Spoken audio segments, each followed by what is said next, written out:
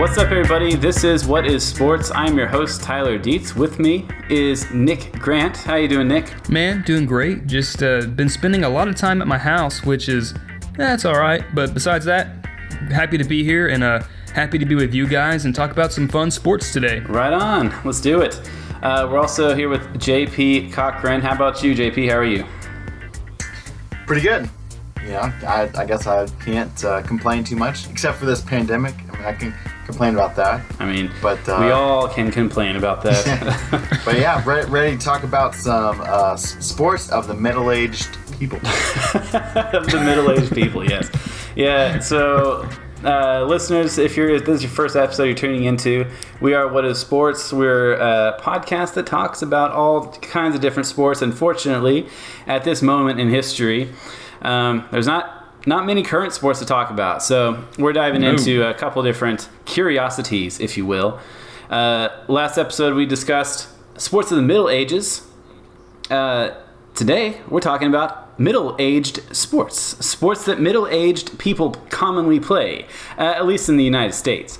And we're talking bowling, we're talking darts, we're talking bocce ball, horseshoes, all that stuff. It's crazy. Like, I can feel my hairline receding right now just thinking about it. Exactly. Some may even debate whether or not some of these are actual sports, but we can get into it as we do. But if you like what you hear this episode, give us a like on Facebook, follow us on Twitter and Instagram at WhatIsSports1 with no question mark, and subscribe to our show on iTunes, Stitcher, Spotify, any of the popular podcasting apps.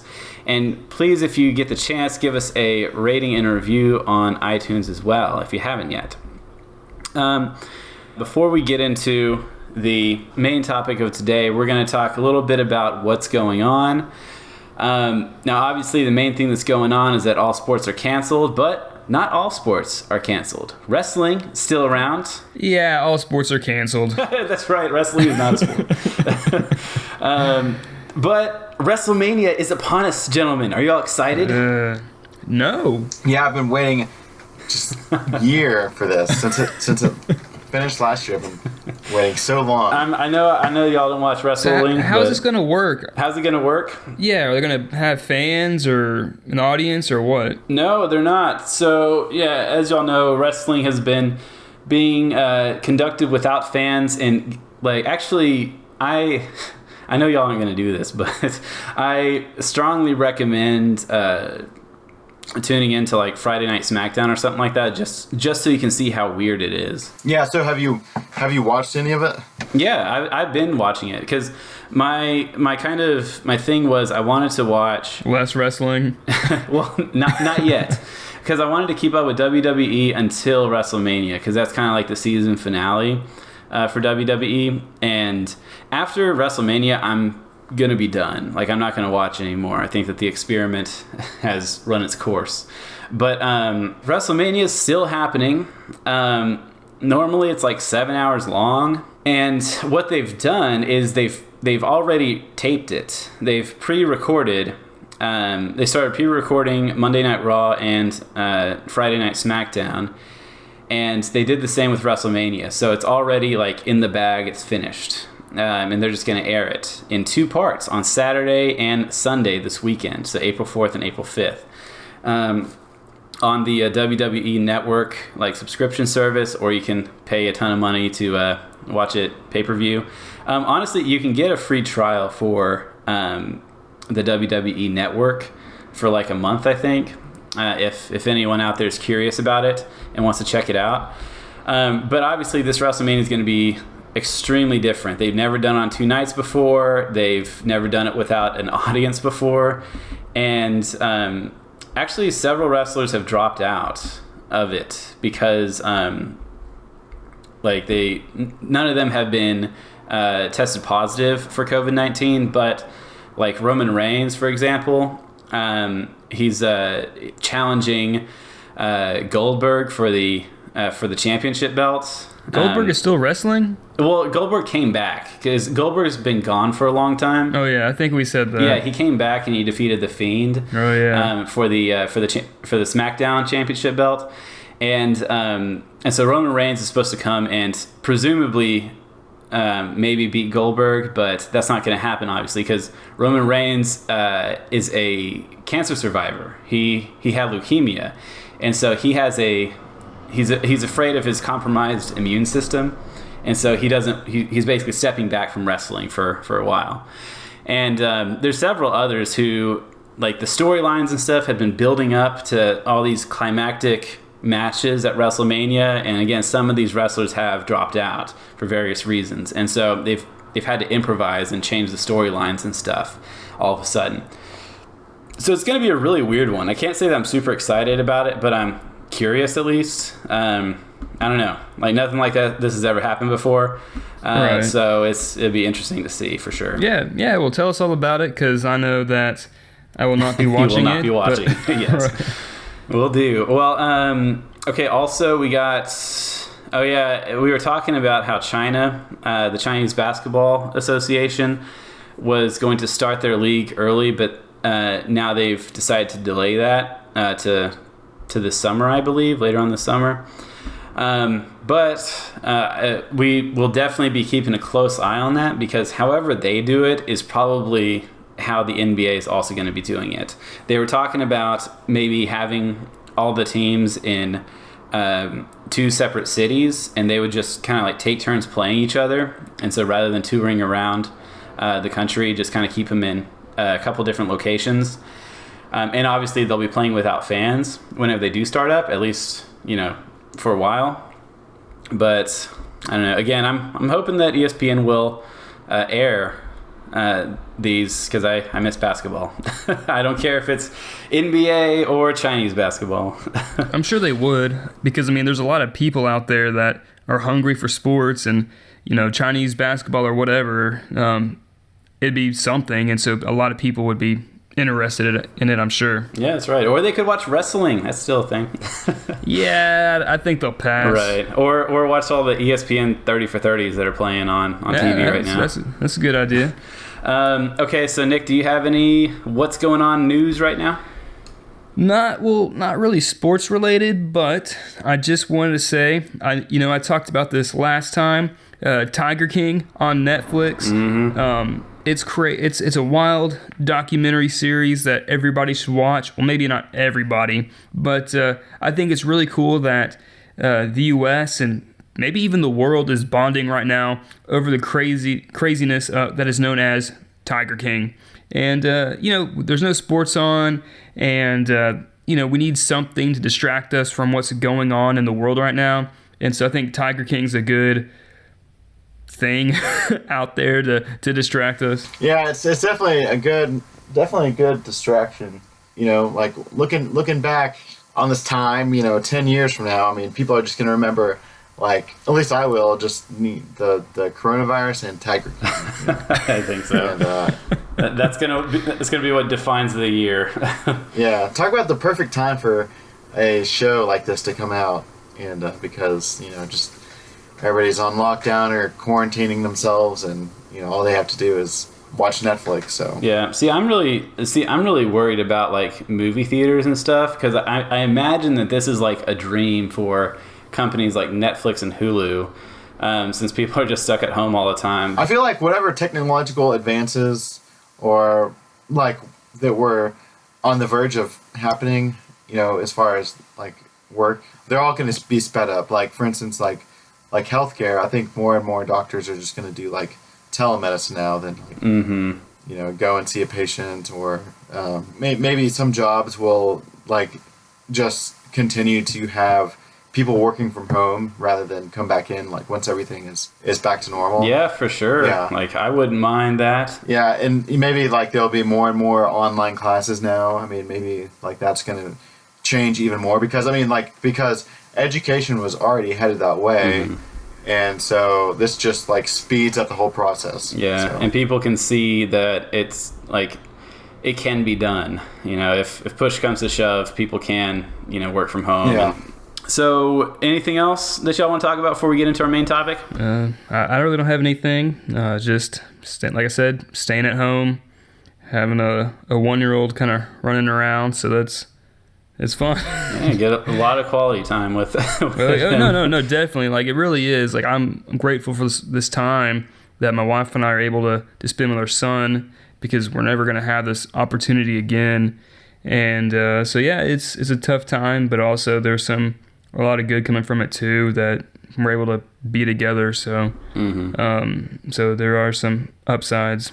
And so, yeah, and also listeners out there, you try to think of the positives during this time. If you're stuck at home with family, enjoy it. You're not going to have this time again, like I said. And if you're home alone or wherever you are, call people, because everybody's in the same situation. Everybody would love to have that social interaction. So call a friend, call a family member. We're all in this together. Yeah, for sure. So. Absolutely. Well, let's dive into our main topic for today.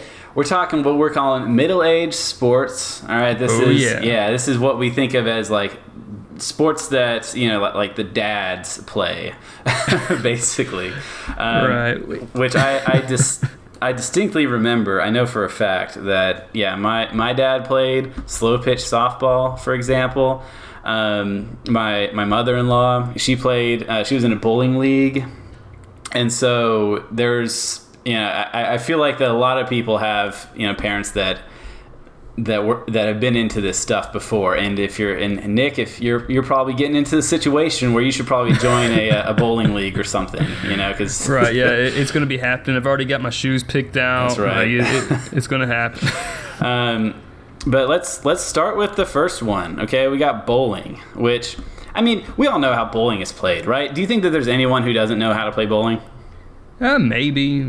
Yeah, you just knock down the pins. That's about it. Yeah, pretty much. The thing that always confused me, though, right, is how strikes and spares worked, right? I never actually understood it until... Really? Yeah. Explain it to me, Nick. Explain it to me, because I don't get it. All right, you got 10 pins, right? And... the goal, when it's your turn to throw the bowling ball, when you're bowling, you want to get all 10 knocked down and get 10 in your frame. And when you get 10, you get two chances to knock them down. And when you get all 10 knocked down in 2 chances, that's a spare. Right. Which should be worth 10 points, right? Well, it is worth 10 points. But then when you get a strike, that's just knocking all the pins down on your first shot. So your first roll, all 10 get knocked down. That's a strike. And it's just cooler. Yeah, but here's the thing, though. Because a spare is not just worth 10 points. You get your 10 points, right? Yeah. And you're like, okay, great. It's 10 points, right?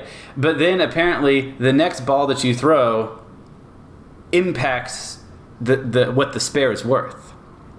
So let's say I throw a spare, right? Let's say I throw a ball, I hit 3, right? Yeah. And then I throw another ball, and then I hit 7. Yeah. I got that spare, right? Right. And my score doesn't show up on my scorecard yet, because then the next time I bowl, let's say I bowl a 3, okay? The next time I throw the ball.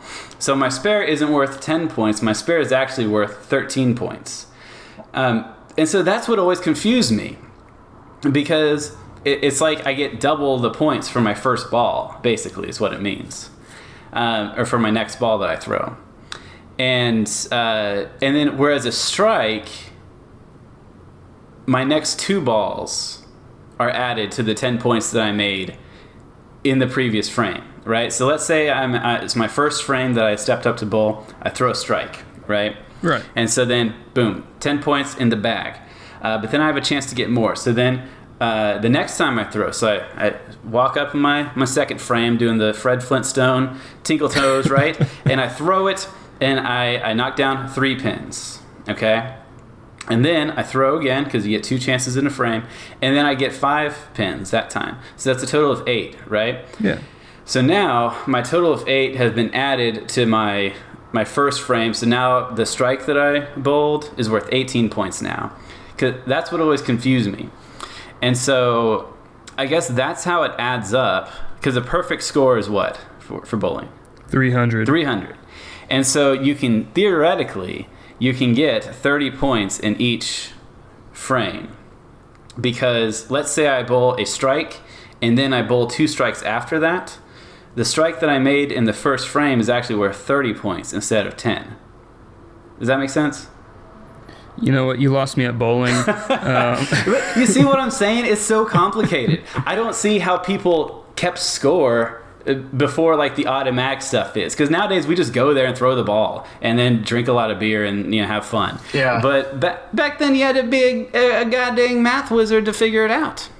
Yeah. All I knew basically was every time I bowled and I got a spare, or a strike, I always knew that like the next time I bowled, if I got a spare, I wouldn't see it right after that. Like I would have to wait till my next round. Yeah, you have to wait to like see unless you get another spare or a strike.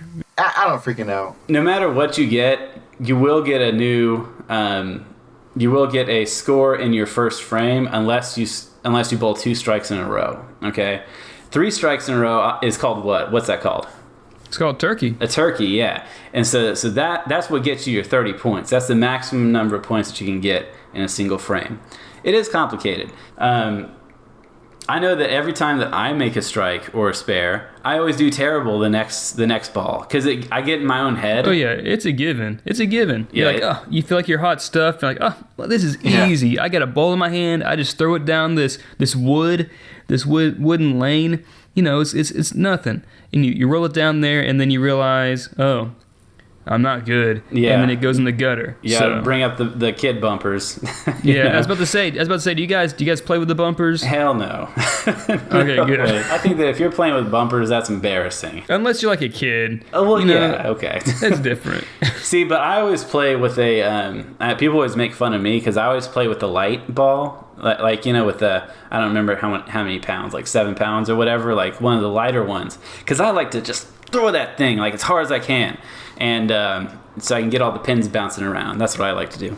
Yeah, except if you have a lighter one, though, I mean, it's not going to hit the pins the same. Like, even if you have a bigger ball and you throw it a little bit slower, it's going to knock the pins down, I feel like, a lot better, but a lot quicker. Well, you got to do that, like what all the pros do, that spinny move. I never learned how to do that, where you like throw it underhand. Yeah, and then it's about to go out to the bumper or the gutter, and like starts coming in and it just hits him right in the middle, and it's just like it's like magic. Yeah, it's crazy. It's mad science, man. It's like black magic. It just comes out of nowhere. It's like, I don't see how they do that. Oh yeah, because I guess the idea is if you hit it at that angle. So if you hit that angle that's like diagonal to the first 2 pins, that's how you hit them all. Like if you hit it straight on, you'll not get a strike. It has to be like a little bit to the side. But I also wanted to bring up, because obviously bowling leagues are a thing.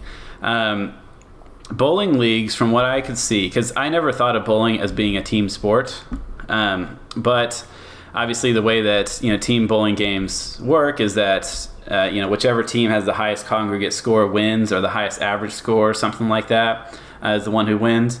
And so obviously bowling leagues are a big deal. People get into it. They wear matching jackets and stuff. But have y'all ever watched professional bowling? No, just that Pete Weber clip that we've talked about. Yeah, I never watched it either. But I started researching it, though, and I think that sometime we need to do professional bowling as a topic on the show and dive into it, because there is a lot to it. Like, there's so many different tournaments and leagues and stuff in the U.S., but they have the PBA is the Professional Bowling Association. They've been around since the 50s. And they have their own world championship. And the Dallas Strikers have won twice. Did you guys know that? Dallas Strikers are pretty good. I didn't know that was a thing, so yeah. No. I mean, they're the second highest ranked team as far as championship wins go. They're behind the Silver Lake Atom Splitters, which is a pretty awesome team name. It's kind of, I guess, kind of like NFL. Each city or state has their own league, and they all there's only 8, so it's more like the XFL. But and of course Los Angeles has 2. They have the Motown Muscle and the Los Angeles X, because LA always has to have 2 teams, regardless of the sport. I found out some kind of cool stuff about other types of bowling. So we have 10-pin bowling. Last episode we talked about Skittles. Y'all remember Skittles? Oh yeah, man. Yeah, not the candy. Yeah. It's the ancient, or not the ancient, the medieval form of bowling. And I can't remember on the show if I said if it was 9-pin or 10-pin bowling, but it is 9-pin bowling, so it's a bit different. In Germany, it's called Kegel, and it's still around, which is the German word for Skittles. But apparently to skittle means to knock down, and in the U.S. we just call it 9-pin bowling.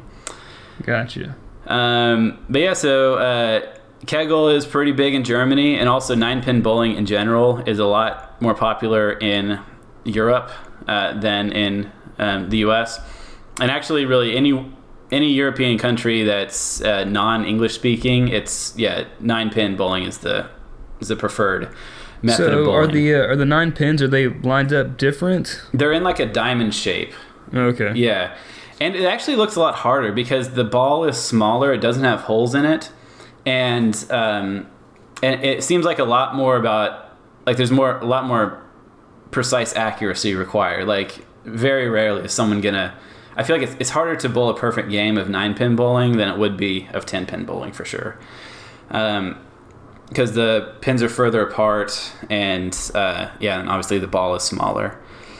And also the way that team bowling works is that players share a frame. So let's say that, the 3 of us are on a team.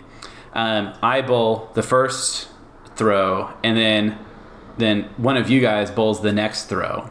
And so I don't even get to bowl my own frame.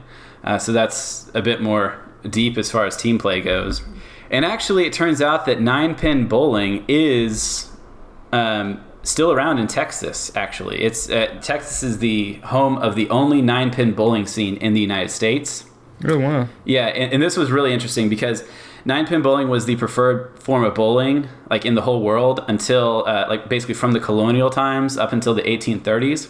And a bunch of states started banning 9-pin bowling because it was associated with gambling and organized crime. And so what happened was they ended up just changing the rules. All these bowling alleys ended up being like, okay, well, we're not 9-pin bowling anymore, we're 10-pin bowling, and they got to stay open. But in Texas was still a republic at that time in 1837, and they did not outlaw 9-pin bowling, but they did start charging a fine for establishments of $150 annually.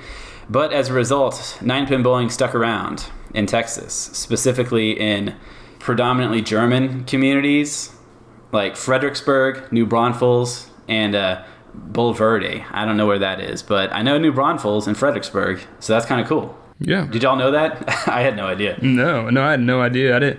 Granted, I didn't really know 9-pin bowling was a thing, and then I didn't realize it had like this dark past, and Texas is like the only state that does that. So that's pretty crazy. Definitely new to me. Yeah, I'm kind of tempted to go down to New Braunfels and check it out. Play some 9-pin bowling. Hey man, that's a cool area down there. You can go float the river and do exactly some other fun stuff. Apparently Texas has a special version of it where the middle pin, so it's in the center of the diamond, is red, and if you can knock down all the other pins, each pin is worth 1 point. If you can knock down all the other pins except for the red one in the middle, you get 12 points instead of 9 points, which sounds like it's nearly impossible, though. But. Yeah, it doesn't make any sense, but I'm sure professionals can do that. I would not be able to, but that sounds pretty challenging. Hey, did you ever watch Alley Cat Strike on the Disney Channel?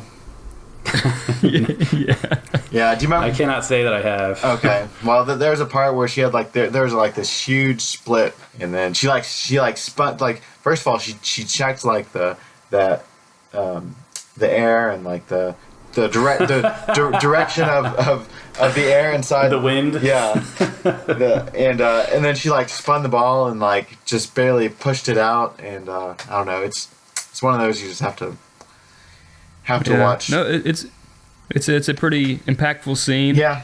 Because every time I go bowling, I think of that scene. No joke. Yeah, I do too. and especially when you see those splits, and the girl, she spun it. Ball slowly goes down the lane. Yeah. Hits one of the pins and spins the other one, and it knocks down the other one. And then those people, I don't remember the name of their team. What are they called? Alley Cats or That doesn't matter. And yeah, they won the It's the tournament. name of the movie, isn't it? Yeah, but it was a bunch of, I don't know. Yeah, I mean, sounds good. I should watch it. Maybe it's on Disney Plus. Yeah, I think it is. I think they have all the Disney Channel original movies on there. So The one I remember was Johnny Tsunami? Y'all remember that one? oh yeah, that's a That was good one of the one. best ones. Yep. That's what we should start talking about Disney Channel original movies on this show. I mean, we got the time for it. Yeah, we'll make an episode dedicated to several Man, I watched of a the lot of Disney those. Channel original movies. Like they would come on Friday nights, the new one, and man, they were good. But Johnny Tsunami, that was one of my favorites. It was like back when I was into extreme sports and stuff, and also when I was younger, I was like obsessed with Hawaii. So you're big into Lilo and Stitch? No, I was big into Rocket Power though. That was set in Hawaii. Oh yeah, but that's California. Oh yeah. Same thing. Yeah. It don't matter.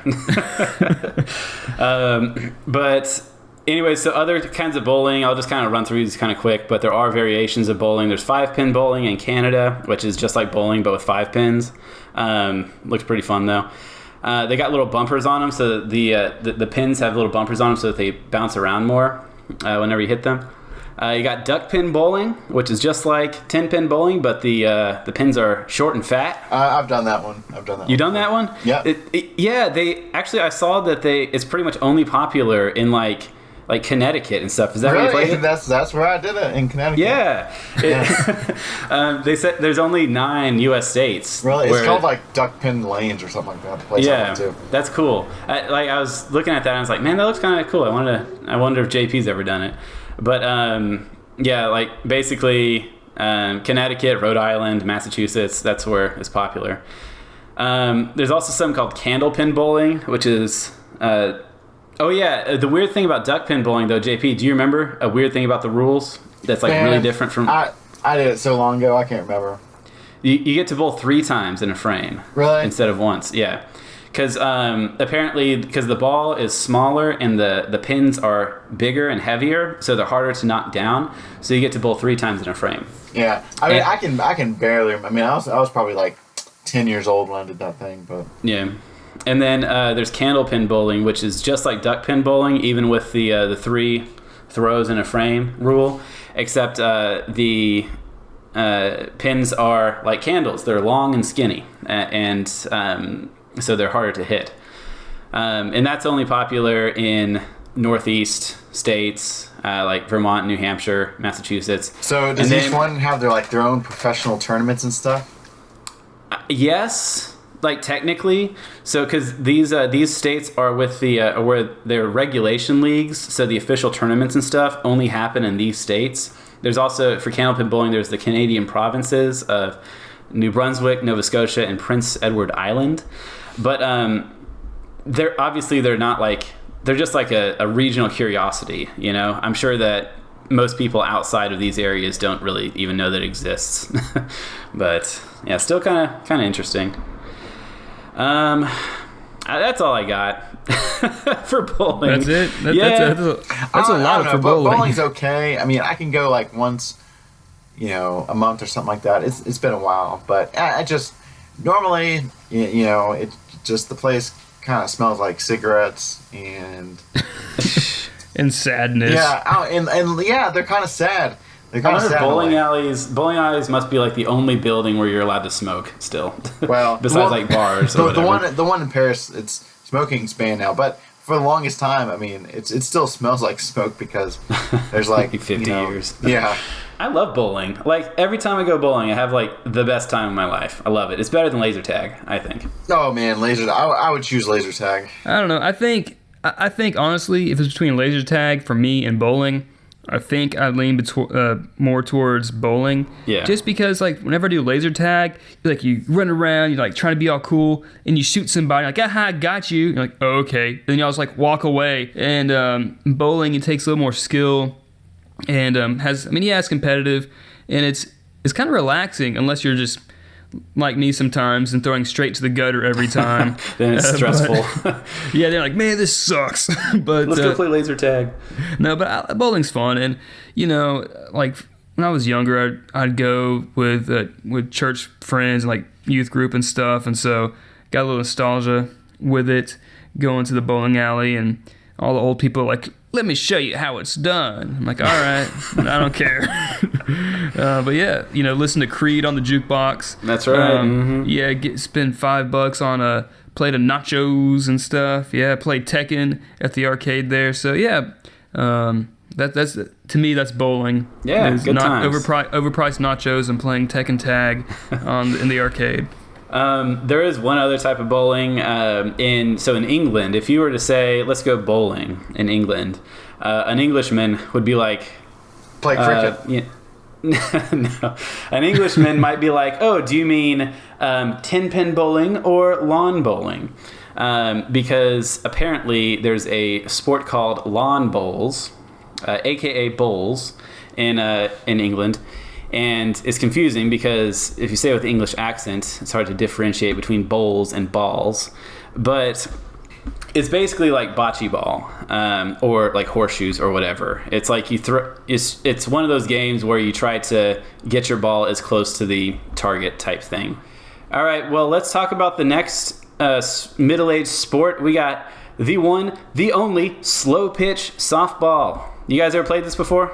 Yeah. Slowpitch softball can be really scary, especially if you're playing. Yes, if you're playing infield, if you're playing in a dudes league. Because that big old ball is gonna come smack you in the face. Dude, I'm not kidding. They knock the hell out of that thing. If you're playing third base, which is not that far away from home plate, you better have a cup on or a face mask because they just smash screamers down, or even shortstop. But because I played a little bit in the fall here in Paris, and man, they're a bunch of big old corn-fed country boys, big old beer bellies. They just get off their shift at wherever and go and play softball, and man, they may not be the most athletic people in the world, but they can freaking... You can smash a softball. Yeah, smash a damn softball. Anyway. See, reading about this made me really want to play. I never played slow pitch softball before. Last time I played anything like that was in was it elementary school? The last time I played softball, or baseball, yeah. And so it sounded fun. You didn't play in for rec league in college with us? No, I should have. Dude, that was you fun. Guys did, right? That was fun, man. Yeah, it was a lot of fun. Yeah, I kind of wish I would have because I got thinking about it sounds fun. Yeah, no, it was cool. And then JP and I were on the same slow pitch church league team. Yeah, man, that was pretty fun too. It was, it's just you get people there who are trying to relive the glory days of high school. Yeah. And so it's come on, dude, this is super casual, and they're like, yeah, I'm gonna crush this ball. I was like, get a life, dude. I mean, it's ridiculous. But that being said, a lot of fun. Some people, in my opinion, take it a little too seriously. Oh yeah. But no, it's cool. I mean, it's just baseball / softball, and you for me at least, I'm like, man, it's coming at me slow, so it'll be easy to hit, and then you try to hit it too hard, and then you pop up and you look like a loser. You whiff. Yeah, well, yeah, it's part of it, but it's fun. Obviously, I really like baseball, and so it's fun to play. Yeah, it's fun to play.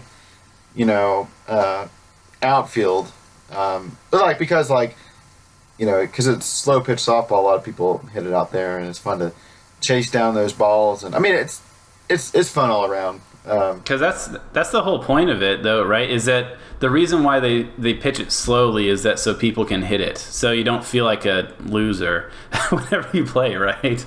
Yeah, and plus you don't have to have it's just better suited for middle-aged people, I guess. Yeah. You don't have to worry about getting pegged or something like that, or you don't have to wear helmets batting, and you don't have to be a super skilled pitcher. You don't have to be worry about throwing your arm out, or because I guess there is some rules to it. Because I was looking at the difference. Because apparently my dad played slow pitch softball. I had to ask my mom to be sure, but basically most people that play in a rec league or something like that, who are older than college age, probably play slow pitch softball. But the ball has to be lobbed with an arc of 6 to 12 feet high. Otherwise, it's not counted as a fair ball. And it has to hit the plate in order to count as a strike. Do you guys know that? I did not. Yeah. I didn't know I didn't know it had to hit the plate. I knew that it had to like at least look like a strike. Yeah, well, I'm sure that most leagues are just kind of like, oh, whatever. Like, I'm sure that they're not too measuring the height of the arc or whatever. Yeah, probably not. Apparently, strikeouts are pretty rare, but the objective of the pitcher is to lob the ball high so that the ball has it's hit at a low speed to help prevent a line drive hit. And the pitch I saw is called the half windmill as opposed to the windmill pitch, which is commonly used in fast pitch softball. Do you guys have anything that you wanted to add? No, it's fun. I mean, it's fun. It's fun. It's fun time. just as long as the people you're playing or whoever you're playing against don't take it too seriously and get all angry about it. Yeah, then it's not too fun. Yeah. So, I mean, because, like, what's the point? I mean, you're playing freaking slow-pitch softball. Yeah, exactly. Yeah, it's not the world championship. It's, it's like the low so low. It's super casual. The low. Yeah. I mean, it's casual. It's fun. It's competitive. But, some people take it too seriously. And it's, it's like rec league slow pitch. It's going to be okay.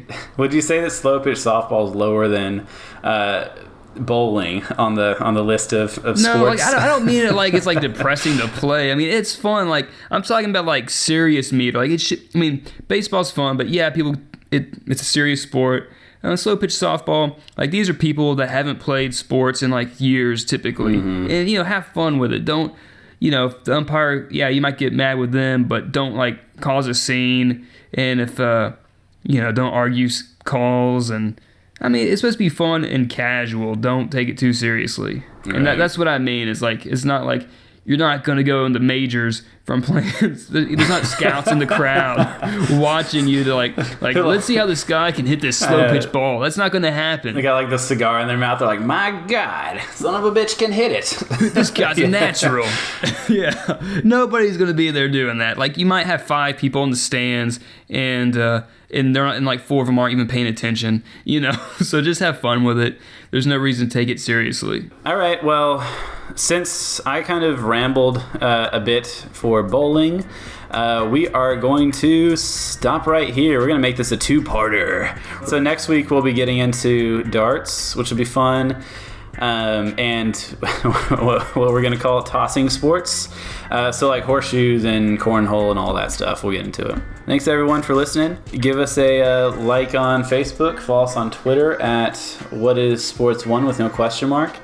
And if you have any comments, questions, or concerns, send us an email at wisportscast@gmail.com. We'll see you guys next Wednesday. I'll see you later. Bye.